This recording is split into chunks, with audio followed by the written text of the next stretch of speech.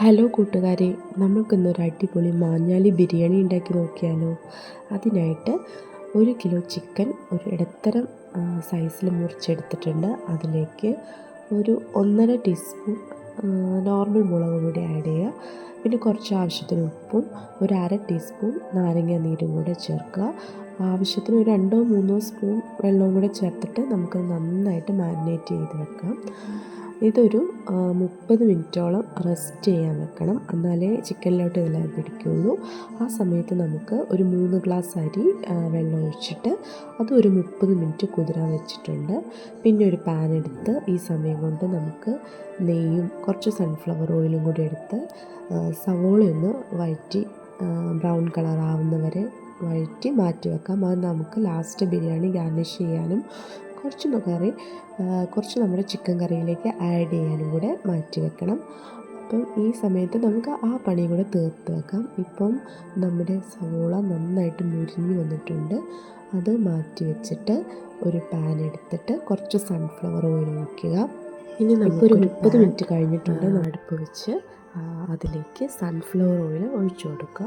Sunflower ഓയിലോ വെളിച്ചെണ്ണയോ അത് നിങ്ങൾക്ക് ഇഷ്ടമുള്ള ഏത് ഓയിലാണെങ്കിലും ഒരു കുഴപ്പമില്ല. ഞാനിവിടെ സൺഫ്ലവർ ഓയിലാണ് യൂസ് ചെയ്തിരിക്കുന്നത്.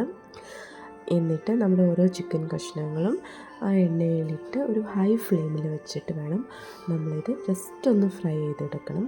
അത് 2 വശത്തും അങ്ങോട്ടും ഇങ്ങോട്ടും മറിച്ചിട്ടിട്ട് വേണം ചെയ്യാൻ. അടിയിൽ പിടിക്കാനും ചാൻസ് ഉണ്ട്. അപ്പം നമ്മൾ അതനുസരിച്ചിട്ട് മറിച്ചും തിരിച്ചും ഒക്കെ ഇട്ട് കൊടുത്ത് ഒരു 1 മിനിറ്റ് 2 മിനിറ്റ് ഇതൊന്ന് ഫ്രൈ ചെയ്തെടുക്കുക.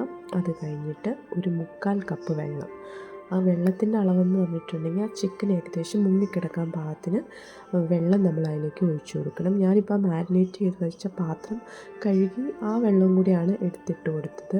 എന്നിട്ട് നമ്മളൊരു 10 മിനിറ്റ് ഒരു മീഡിയം ഫ്ലെയിമിൽ വെച്ചിട്ട് വേവിച്ചെടുക്കണം.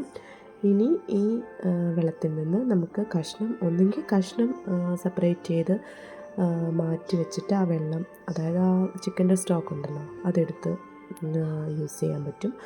അതല്ല അതിനിടയ്ക്ക് നമുക്ക് തവി ഉപയോഗിച്ചിട്ട് വെള്ളം അല്ലാതെയും കോരിയെടുക്കാം. ഞാനിവിടെ ഇപ്പോൾ കഷ്ണം മാറ്റി വെച്ചിട്ട് ആ സ്റ്റോക്ക് വേറൊരു പാത്രത്തിലേക്ക് മാറ്റി വെക്കുകയാണ് ചെയ്തത്. അതിനുശേഷം ഇപ്പം മാറ്റി വെച്ചിരിക്കുന്ന ചിക്കൻ കുറച്ചുകൂടെ ഒരു എണ്ണ ഒഴിച്ചിട്ട് നമ്മളതൊന്ന് നന്നായിട്ട് ഒരു മുരിച്ചെടുക്കുന്ന പോലെ ഒന്ന് ഫ്രൈ ചെയ്തെടുക്കണം. എന്നാലേ നമ്മുടെ ചിക്കന് കുറച്ചൊരു ടേസ്റ്റ് വരുള്ളൂ. ഇപ്പം നമ്മൾ ചിക്കൻ ശരിക്കും വെള്ളത്തിൽ കിടന്ന് വെന്ത പോലെ ആയില്ലേ ഇരിക്കുന്നത്. അപ്പോൾ കുറച്ച് ഒരു ഫ്രൈ മാതിരി ഇരിക്കാൻ വേണ്ടിയിട്ട് കുറച്ച് എണ്ണ ഒഴിച്ചിട്ട് നമ്മൾ വേവിച്ച് മാറ്റി വെച്ച ആ ചിക്കൻ കഷ്ണങ്ങൾ ഒരു തവണ കൂടി ഒന്ന് ഫ്രൈ ചെയ്തെടുക്കണം.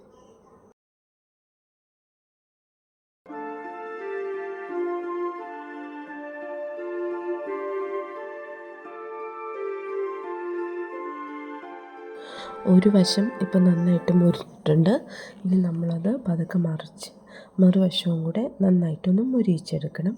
ഇത് കഴിഞ്ഞിട്ട് നമുക്കിത് ഒരു പ്ലേറ്റിലോട്ട് കോരി മാറ്റി വെക്കണം. ഇനി ഈ എണ്ണയിൽ തന്നെയാണ് നമ്മളിനി ചിക്കൻ കറി ഒക്കെയുള്ള സവോളയും സാധനങ്ങളെല്ലാം വഴറ്റിയെടുക്കുന്നത്.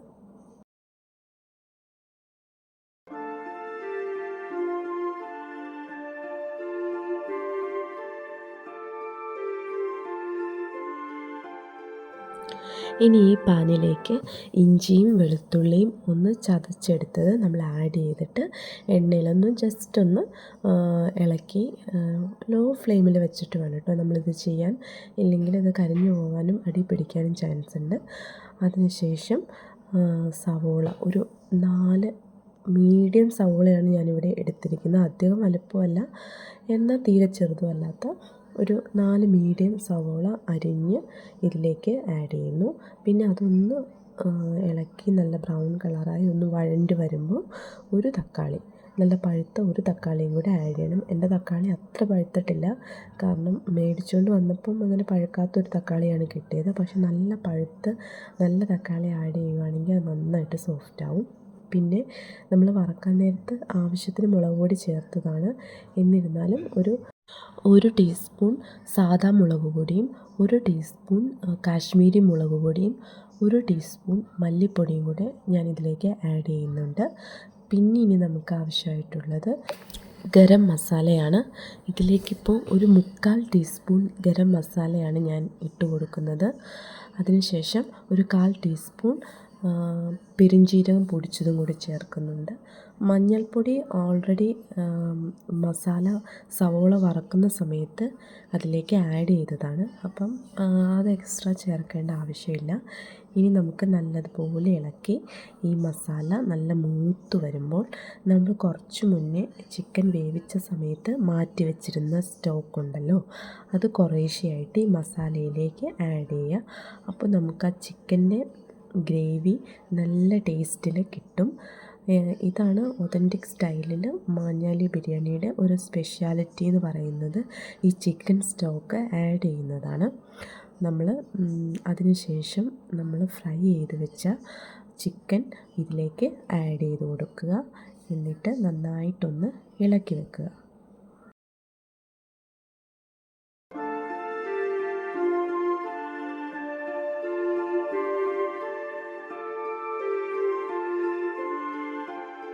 ഇനി ആവശ്യത്തിന് ഉപ്പും കൂടി ചേർത്തിട്ട് വേണം ഇളക്കിയെടുക്കാൻ.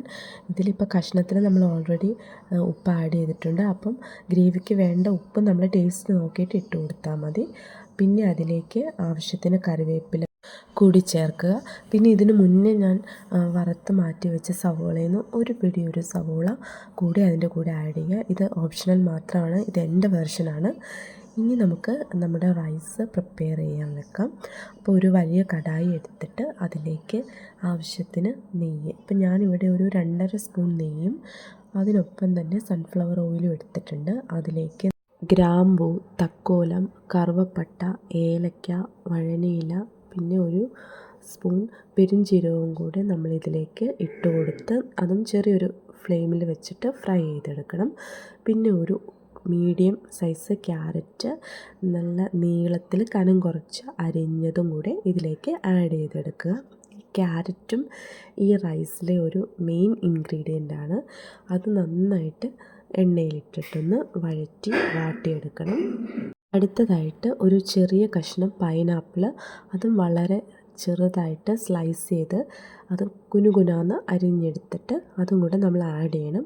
ഈ പൈനാപ്പിൾ, ക്യാരറ്റ് ഇതൊക്കെയാണ് നമ്മുടെ മാഞ്ഞാലി ബിരിയാണിയുടെ റൈസിന് അതിൻ്റെ ഒതൻറ്റിക് ടേസ്റ്റ് കൊടുക്കുന്നത്. ഇനി ഇതിലേക്ക് ആവശ്യത്തിനുള്ള വെള്ളമാണ് ചേർക്കുന്നത്.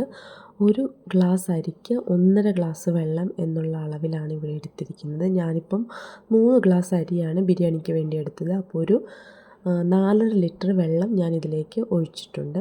പിന്നെ ഒരു ചെറിയ ഒരു 3-4 ഡ്രോപ്സ് പൈനാപ്പിൾ എസൻസും ആവശ്യത്തിന് ഉപ്പും കൂടെ ചേർത്ത് നന്നായിട്ട് വെള്ളം തിളച്ച് വരണം.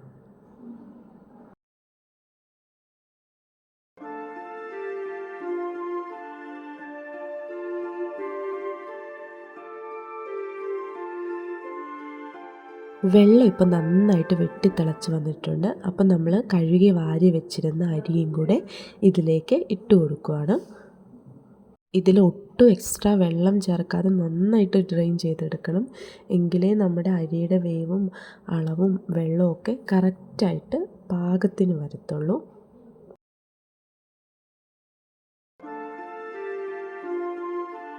നന്നായിട്ട് തിളച്ച് തുടങ്ങുന്ന സമയത്ത് നമ്മൾ സിമ്മിലോട്ടിട്ട് ഒരു 10 മിനിറ്റ് വേവിച്ചെടുക്കണം.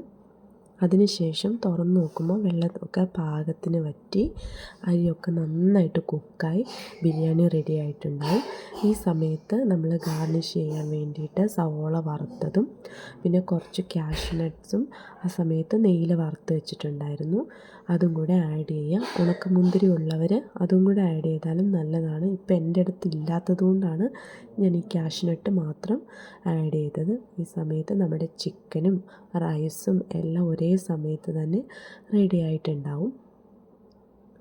റൈസ് ഇങ്ങനെ സെർവ് ചെയ്യാൻ വേണ്ടി അല്പം കുഴിയുള്ള ഒരു പാത്രത്തിലേക്ക് ഇതുപോലെ റൈസ് എടുത്തിട്ട് ഒരു പ്ലേറ്റിൽ വെച്ച് മറിച്ചെടുത്താൽ നന്നായിട്ട് നമ്മളിപ്പോൾ റെസ്റ്റോറൻറ്റിലൊക്കെ കിട്ടുന്നത് പോലെ നമുക്ക് ആ സ്റ്റൈലിൽ തന്നെ റൈസ് കിട്ടും.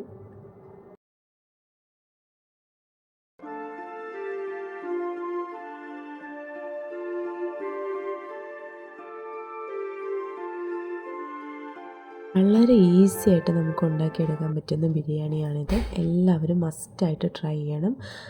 അപ്പോൾ ആദ്യമായിട്ടാണ് എൻ്റെ ചാനൽ കാണുന്നതെങ്കിൽ ലൈക്ക് ചെയ്യുക, സബ്സ്ക്രൈബ് ചെയ്യുക, ഷെയർ ചെയ്യുക.